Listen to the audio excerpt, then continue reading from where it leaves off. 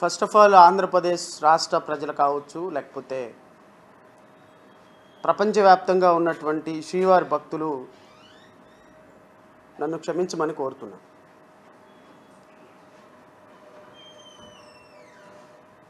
తిరుమల లడ్డు అంశం మీద మరొక్కసారి ప్రెస్ మీట్ పెట్టాల్సి రావటం నాకు ఇబ్బందిగా ఉన్నప్పటికీ కూడా లడ్డు పవిత్రత మీద అపవిత్రత మీద ఈ స్థాయిలో చర్చ జరపాల్సి రావటం, మరలా ప్రజల ముందుకు వచ్చి అదే అంశాన్ని చర్చించాల్సిన ఆవశ్యకత రావటం అత్యంత దురదృష్టకరం.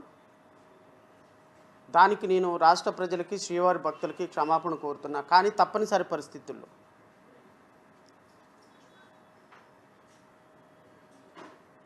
విధిలేని పరిస్థితుల్లో తిరుమల శ్రీవారి మీద చేస్తున్న రాజకీయాలకి ఎక్కడ ఫుల్ స్టాప్ పడుతుందో తెలియని పరిస్థితుల్లో ఒక పవిత్రమైనటువంటి ప్రసాదం మీద ఒక రాజకీయ వికృత క్రీడ హిందూ, ముస్లిం, క్రిస్టియన్స్ అనే సమాజంలో అన్నదమ్ముల్లాగా బ్రతుకుతున్నటువంటి వ్యక్తుల మీద, సనాతన ధర్మం మీద, హిందూ ధర్మం మీద ఒక నీచమైన, నికృష్టమైన క్రీడ చేస్తున్నటువంటి ముఖ్యమంత్రి, ఉప ముఖ్యమంత్రి, 164 మంది ప్రజాప్రతినిధుల సాక్షిగా అసెంబ్లీలో నిన్న జరిగినటువంటి అత్యంత దురదృష్టకరమైనటువంటి చర్చ చూసిన తర్వాత నేను ఈ ప్రెస్ మీట్ పెట్టకుండా ఉండలేకపోయాను. తప్పనిసరి పరిస్థితుల్లోనే ఈరోజు ప్రజల ముందుకు రావాల్సి వస్తుంది. దానికి నన్ను క్షమించమని కోరుతున్నాను. ఎందుకు మనం 164 మంది ప్రజాప్రతినిధులను ఎన్నుకున్నాం. 164 మంది ప్రజాప్రతినిధులు రాష్ట్రంలో జరిగే సమస్యల మీద, ప్రజల జీవన ప్రమాణాల మీద, ప్రజలకు సంబంధించినటువంటి భవిష్యత్తు మీద చర్చించటానికి ఏర్పాటు చేసుకున్నటువంటి ఒక శాసనసభ, 3.5 కోట్ల రూపాయల నుంచి 4 కోట్ల రూపాయలు ఒక గంటకి ఖర్చు అయ్యేటువంటి శాసనసభ,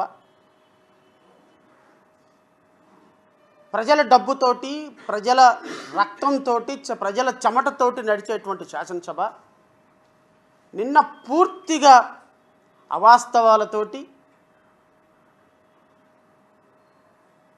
పూర్తిగా ప్రజల మస్తిష్కాల్లో కులమత ఘర్షణలు రేపే అంశాలతోటి జరగటం అనేది రాష్ట్ర ప్రజల దౌర్భాగ్యం, దురదృష్టం. ఈ ప్రభుత్వం యొక్క నీచ సంస్కృతికి నిదర్శనంగా నిన్న శాసనసభ నిలిచింది. శాసనసభ నిలవటం మాత్రమే కాకుండా ఈ దేశంలోనే అత్యున్నతమైనటువంటి పదవిగా భావించేటువంటి ఒక ముఖ్యమంత్రి, బహుశా ఆయనకున్నటువంటి రెండో బిరుదు, కన్నార్పకుండా అబద్ధాలు ఆడగలిగిన ఏకైక రాజకీయ నాయకుడు ఈ దేశంలో ముఖ్యమంత్రి చంద్రబాబు నాయుడు గారు. నేను పదే చెప్తా ఉంటా, ఒక మనిషి కన్నార్పి కన్ను రెప్ప వేసే సందర్భంలో కనీసం అమ్మ అని కూడా అనలేడు.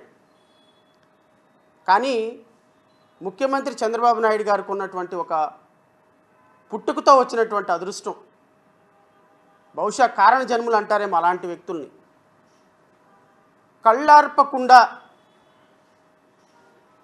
కన్నార్పకుండా అబద్ధాలు చెప్పటంలో ఈ దేశంలోనే అత్యంత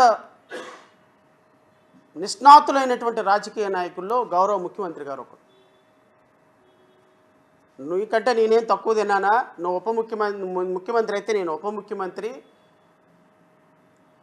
నువ్వు ఇంకా సినిమా యాక్టర్ కాదేమో, నేను ఇంకా సినిమా యాక్టరు, నీకంటే అద్భుతంగా అబద్ధాలు ఆడగలుగుతా నేనని ఆయనతోటి పోటీపడి నువ్వా నేనా అన్నట్టు రమారమి నువ్వెంతంటే నేనెంత అని నేను మహేష్ బాబుని చంద్రబాబు A1 వీడియోలో కొట్టుకున్నట్టుగా ఇద్దరు కొట్టుకొని అసలు అత్యంత అద్భుతంగా రంజింపజేశారు నిన్న అసెంబ్లీ సమావేశాలను.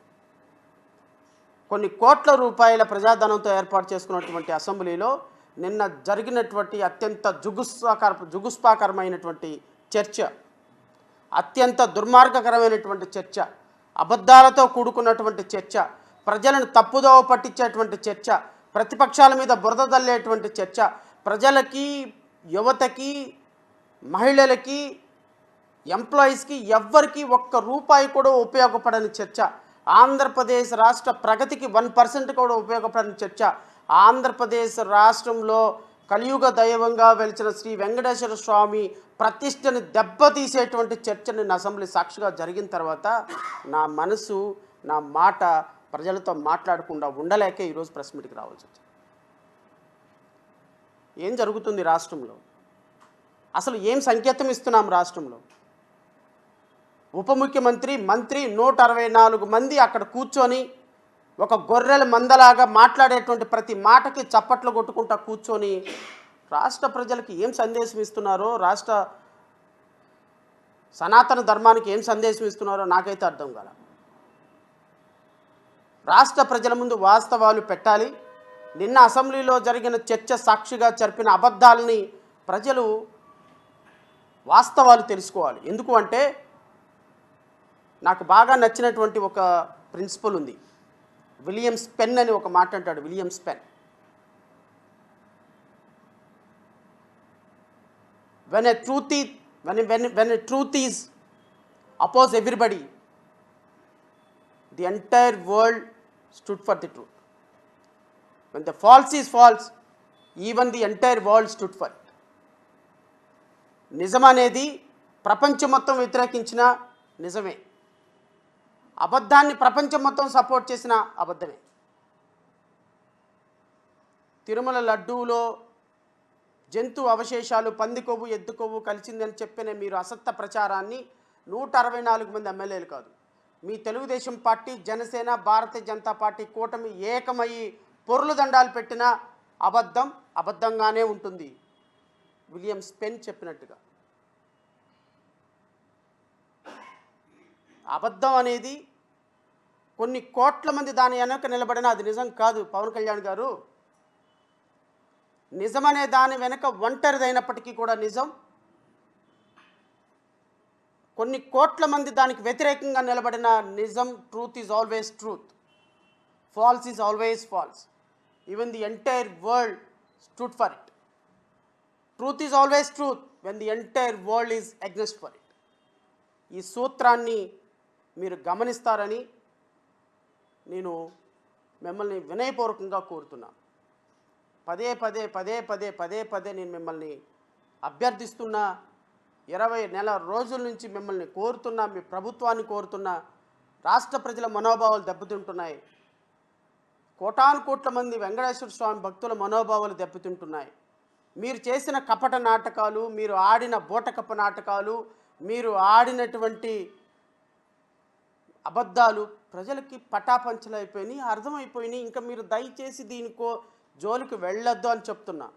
వింటారా? వినరు. ఎందుకు అంటే పోయే కాలం వచ్చినప్పుడు ఆ బ్రహ్మదేవుడు చెప్పినా వినరంట.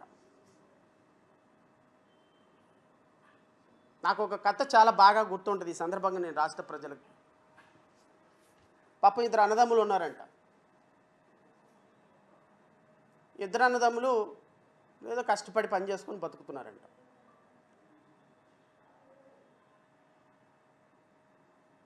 ఒకడేమో బాగా కష్టపడి పని చేస్తాడు, సక్సెస్ అయిపోయినాడు. ఇంకొకడు కూడా కష్టపడి పని చేస్తున్నాడు కానీ సక్సెస్ కావట్లా.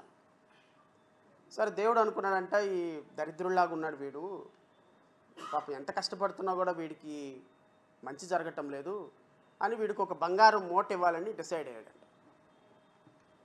బంగారం మూట ఇవ్వాలని డిసైడ్ అయితే సరే అనిపోయి ఈ నిష్ఠదరిద్రుడు అనే పదం ఉంది కదా, ఆ నిష్ఠదరిద్రుడు నడుచుకుంటూ వెళ్తున్నాడంట ఒక దారి గుండా. సో నడుచుకుంటూ వెళ్తున్నాడు కాబట్టి ఇతను వెళ్ళే దారి మీద ఒక బంగారపు మూట ఒకటి వేసాడంట దేవుడు. ఈ నిష్ఠ దరిద్రుడు వ్యవహారం ఎలా ఉంటుందంటే, ఇప్పుడు దాకా కళ్ళు తెరిచి నడిచాం కదా, కళ్ళు మూసుకొని కూడా ఎలా నడిస్తే ఎలా ఉంటుందని ఆ మూట దాటేంత వరకు కళ్ళు మూసుకొని నడిచి ఆ మూట దాటిన తర్వాత మళ్ళీ కళ్ళు తెరిచి వెళ్ళిపోయినాడంట. దరిద్రుడి పరిస్థితి అలా ఉంటుంది. ఈ కథ నేను ఎందుకు చెప్పాను అంటే, ఈ కథ aptly suitable to honourable deputy chief minister of Pawan Kalyan. 21కి 21 సీట్లు ఇస్తే అధికారాన్ని అనుభవించకుండా, అధికారాన్ని ప్రజలకి ఏదన్నా సేవ చేయడానికి వినియోగించకుండా, అధికారాన్ని ప్రజల కోసం వినియోగించకుండా, అధికారం ఉన్న నాళ్ళు కళ్ళు మూసుకొని పని చేసుకొని రేపు అధికారం కోల్పోయిన తర్వాత కళ్ళు చేర్చే స్థాయికి నిష్ఠ దరిద్రుడిగా నువ్వు ఎదిగావు. మీ పార్టీ ఎదిగింది. మిమ్మల్ని నమ్ముకున్నందుకు ముట్టేట మీ పార్టీ మునిగిపోతుంది. ఒకసారి చూసుకోమని కోరుతున్నా. దేవుడు అదృష్టం కొద్దీ మీకు ఒక అధికారం ఇచ్చాడు, ఒక ఉప ముఖ్యమంత్రి పదవి ఇచ్చాడు. మనకున్న స్థాయి ఏంటి, మనకున్న క్వాలిఫికేషన్ ఏంటి, మనకున్న సినిమా వ్యవహారం ఏంటి, మనకున్న ప్రజల పట్ల మమకారం ఏంటి అందరికీ తెలుసు. అది మీరు ప్రత్యేకంగానే చెప్పనవసరంలా. అయినప్పటికీ కూడా in spite of that God blessed you. మీ అదృష్టం కొద్దీ ఏదో ఒక ఉప ముఖ్యమంత్రి పదవి వచ్చింది, దాన్ని అనుభవించండి. అది వదిలేసి నిన్న గౌరవ ఉప ముఖ్యమంత్రి గారు అసెంబ్లీలో మాట్లాడినటువంటి మాటల గురించి నేను రాష్ట్ర ప్రజలకు ఇంకొకసారి క్లారిఫికేషన్ ఇవ్వాలి. సో ఖచ్చితంగా ఈ అంశాల మీద మాట్లాడటానికి ఈరోజు నేను ప్రెస్ మీట్ ఏర్పాటు చేయడం జరిగింది. నిన్న అసెంబ్లీలో మాట్లాడటమే కాకుండా ఈరోజు మళ్ళీ పేపర్ల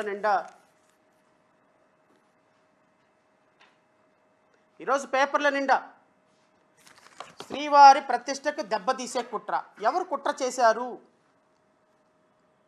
నేను అడుగుతున్నా ముఖ్యమంత్రి గారిని, ఉప ముఖ్యమంత్రి గారిని. 162 మంది ఎక్సెప్ట్ వీళ్ళిద్దరు తప్ప 162 మంది ఎమ్మెల్యేలని, ముఖ్యమంత్రిని, ఉప ముఖ్యమంత్రిని అడుగుతున్నా. తిరుమల శ్రీవారి ప్రసాదాన్ని దెబ్బతీసే కుట్ర చేసింది ఎవరు? ఈరోజు ఆధారాలతోటి నేను మీకు చెప్తా. అంటే ఇప్పటి వరకు ఈ డాక్యుమెంట్ నేను ఎందుకు బయట పెట్టలేదు అంటే, దీన్ని ఎంతవరకు తీసుకురాగలిగితే అంతవరకు వాళ్ళు ఆపుతారు. మనం పూర్తి స్థాయిలో విరుచుకుపట్టడం కరెక్ట్ కాదు అని నేను కొంత సమయం పాటించాను. ఇంత ఆరోపణ చేయటం కూడా కరెక్ట్ కాదని నేను చేశాను. శ్రీవారి ప్రతిష్టకు దెబ్బతీసే కుట్ర చేసింది ఎవరు? గత ముఖ్యమంత్రి జగన్మోహన్ రెడ్డా, లేకపోతే ఇప్పటి ముఖ్యమంత్రి, ఇప్పటి ఉప ముఖ్యమంత్రి చంద్రబాబు నాయుడు? శ్రీవారి ప్రతిష్టని దెబ్బ తీస్తున్నది ఎవరు? తీసే కుట్ర జరిగింది. కుట్ర జరిగిన తర్వాత శ్రీవారి ప్రతిష్టని ఎప్పటికీ దెబ్బ తీస్తున్నది ఎవరు? రాష్ట్ర ప్రజలు గమనించాలి. శ్రీవారి ప్రతిష్టకు దెబ్బతీసేటువంటి కుట్ర ఎలా జరిగింది, కుట్ర ఏం జరిగింది అనేది రాష్ట్ర ప్రజలు ఒకసారి గమనించమని కోరుతున్నా. ఇది కాక ఇంకొక పేపర్లో, అధికారిక పత్రికల్లో వచ్చింది, దేవుడు క్షమించడు, తిరుమలను పవిత్రతను దెబ్బతీసేందుకు ముందస్తు కుట్ర. ఎవరు కుట్ర పన్నారు? రాష్ట్ర ప్రజలు గమనించమని కోరుతున్నా. దేవుడు క్షమించడు, తిరుమల పవిత్రతను దెబ్బతీసేందుకు ముందస్తు కుట్ర.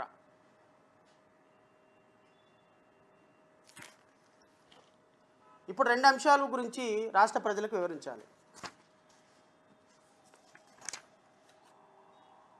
తిరుమల నెయ్యి అంశంలో నిన్న పవన్ కళ్యాణ్ గారు మాట్లాడినటువంటి మాటల్ని కేవలం నేను రెఫరెన్స్గా తీసుకుంటున్నా. Please subscribe .news.